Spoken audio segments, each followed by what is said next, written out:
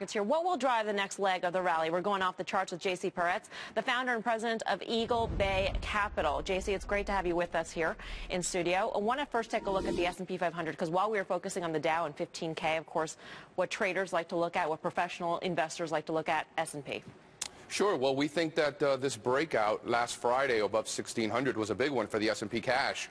I think that that's a big line in the sand that we feel a lot more comfortable being long above that. There's some Fibonacci extensions up above around 1636. That's the first target. And then the measured move based on that last consolidation would take us to about 1660 or so.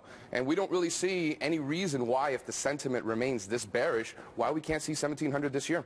So the bearish meaning contrarian indicator, so you could see 1,700, but 1,660 is sort of the next step here on the S&P charts. The most hated rally of all time, right? So yeah, 1636 is the first target, 1660 after that. And then to the downside, we don't think that the 1,600 is the end-all be-all. Right. We think that the 1775, which was mentioned earlier, and even the 1538 is big-time support as well. Yeah. After that, then we'll start to get a lot more worried. The big question is, do we need to see a sustained sector rotation into cyclicals? Do we need to see the gains in technology and materials and the like, and therefore decline perhaps in healthcare and utilities? Well, Melissa, I think that's a great question. Cyclicals, not so much. Cyclicals have been participating. However, in some of the more resource areas, they've been declining. I think this chart really says it all. Down here, we have the underperformance of the material space, the industrials, energy, and even technology. And up above has been well documented, the outperformance out of utilities, out of staples, out of healthcare. We definitely want to see rotation into some of these underperforming areas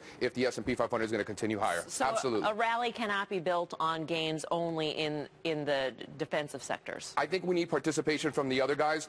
Those four sectors alone represent 40% of the S&P 500. So yeah, we think it's important that they participate. Okay, let's take a look at the stocks above the 200-day moving average here, and this is key. Why?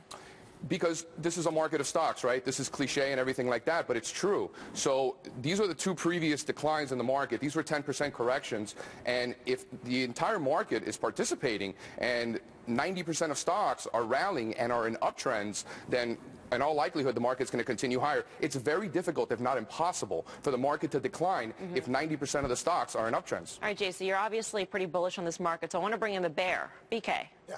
So let me ask you this, JC. I mean, first of all, anybody who talks about Fibonacci is all right in my camp. But let me talk to you about the cyclicals versus staples chart that you brought up there. Last week we had Carter Worth on, and he had the exact opposite conclusion from you. He said that the divergence between those two, it would end up with the market going lower. So what are you seeing that's different than what he's seeing?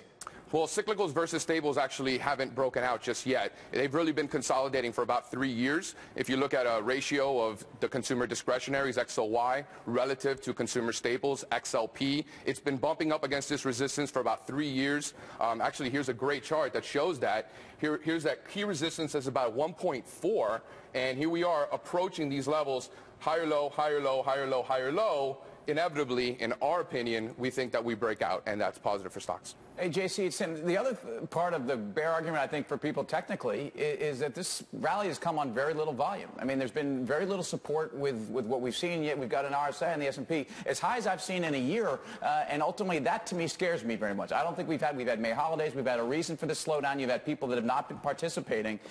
What do you do with that? Well, Tim, you mentioned volume. I've been hearing about the lack of volume for 4 years now, and here we are at all-time highs.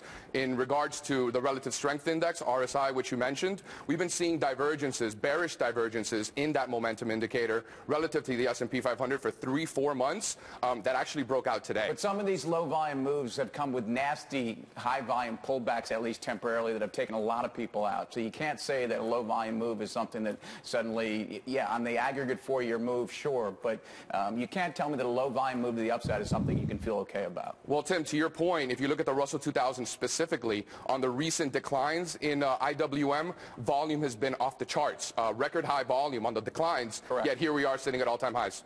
All right, JC, we're going to leave it there. Thanks for stopping by. Appreciate Thanks, it, JC Parets. All right, so Guy Dami, he said possibly S&P 500, 1,700 by year's end. You're a buyer of that? Again, you know that my view on the world is, as I say all the time, somewhat apocalyptic, but there's nothing to suggest that we want to go lower right now. So, yeah, you could see 1,700. But when this ends, and it's going to end, and it's not going to be, the 5 to 8% decline people talk about, you should wish for that because it ain't going to be that. All right, let's hit pops and drops, the big movers of the